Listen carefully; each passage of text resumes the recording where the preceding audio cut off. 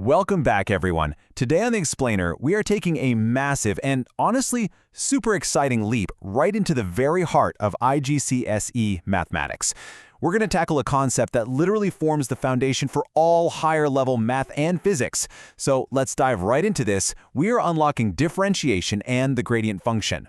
If you've ever felt boxed in or limited by basic straight-line algebra, you are in the exact right place. Let's get started. Now, to understand why we even need this new math, we kind of have to look at the limits of basic algebra. You already know how to find the gradient, the slope of a straight line, right? You just pick 2 points, find the change in y over the change in x, and boom, you get a constant number. Easy enough. But real life, physics, advanced mathematics, they rarely move in perfect, neat little straight lines. So I have a question for you.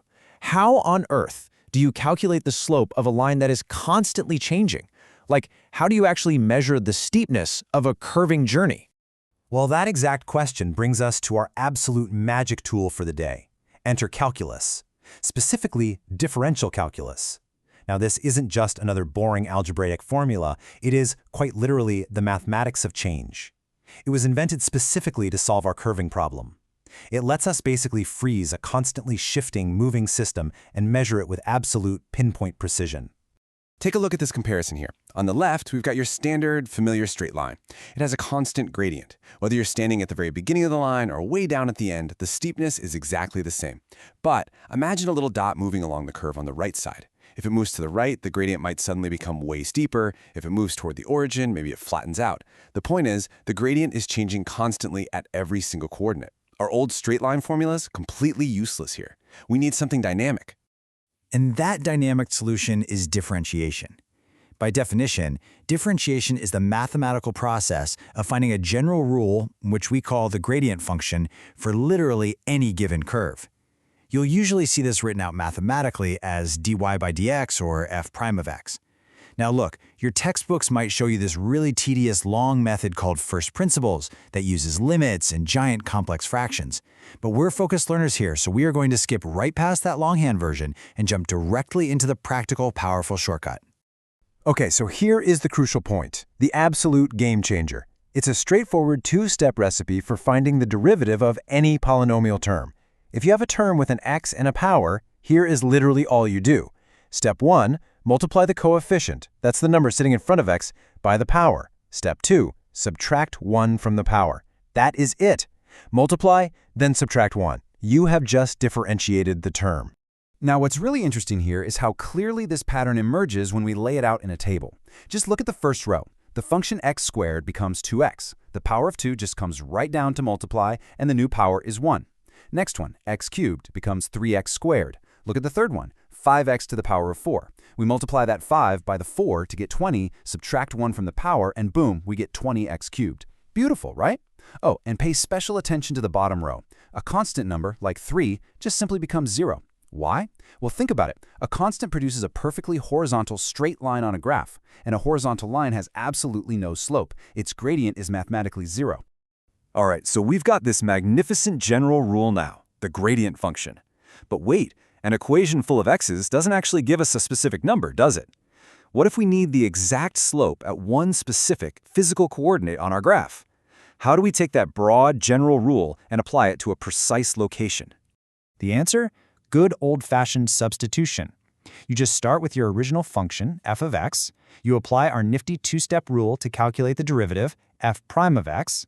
Then you simply take the specific x-coordinate you're interested in, and you plug it straight into that derivative equation. The number that pops out, that is the exact gradient of the tangent line drawn at that exact point. You have successfully measured the steepness of a curve at a single frozen moment in time. Section Real-World Physics, Kinematics. Let's move to how this builds from pure algebra into something incredibly tangible. I want to challenge you for a second here. Let's totally drop the abstract x and y coordinates. What happens if the horizontal axis of our graph represents time and the vertical axis represents distance traveled? If we have a curve on that graph, what is that curve actually showing us in the real world? It's literally showing us motion. You see, in kinematics, we use s for distance and t for time. Now think about what a gradient actually is. It's a rate of change. If we differentiate our distance formula, we get ds over dt, which is just the rate of change of distance over time. Do you know what the everyday word for that is? Velocity, or speed.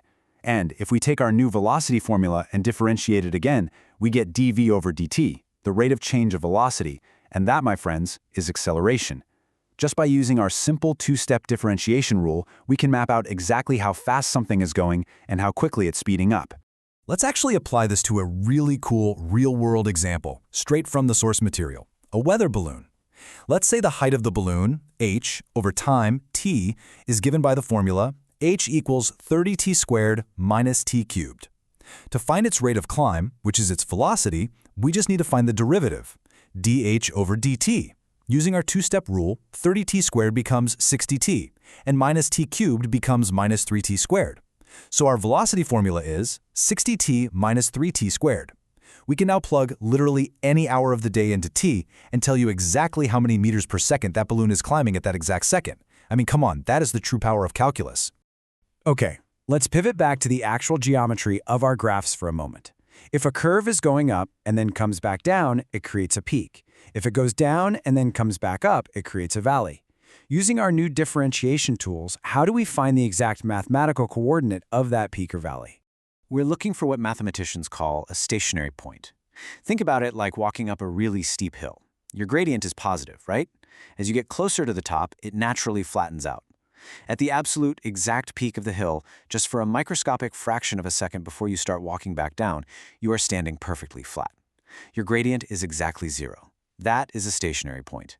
The tangent drawn at that point is perfectly horizontal, which means, mathematically, dy over dx equals 0.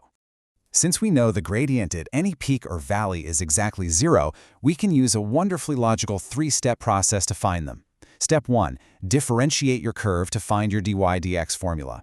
Step 2. Take that formula and literally write equals 0 at the very end of it. Step 3. Just solve that algebraic equation for x. The x you find, that is the exact location of your peak or valley.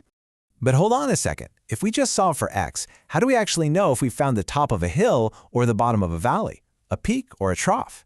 Well, remember how we differentiated distance twice to find acceleration? We can do that exact same thing here. We can differentiate our gradient function a second time. This is known as the second derivative, and it's written as d squared y over dx squared.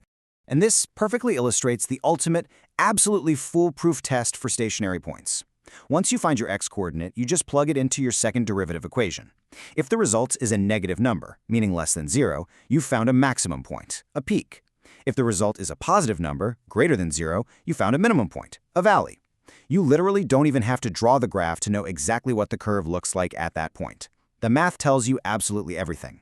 So we've gone from the frustration of unpredictable slopes right through to mastering the gradient function, predicting physical motion, and mathematically proving the peaks and valleys of complex curves. It is truly a magnificent tool. So I'm going to leave you with this final thought.